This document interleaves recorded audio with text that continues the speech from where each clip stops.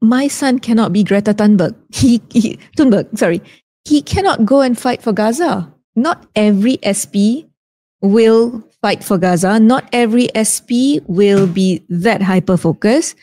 And just because you are level 1 doesn't mean you can do what she did. She is an excellent role model, and I believe that in some ways she's better than other neurotypicals. Memang hebat. I admire her. I admire her resolve. I admire her conviction.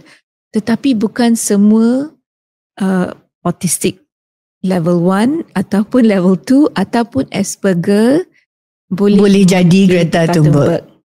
Dia tak boleh lah nak stereotype kan. Macam sebab one SP can do this, another SP we should be able to do this. And then bila dia guna term superpower, mulalah macam tanya anak you superpower apa, anak you talent apa,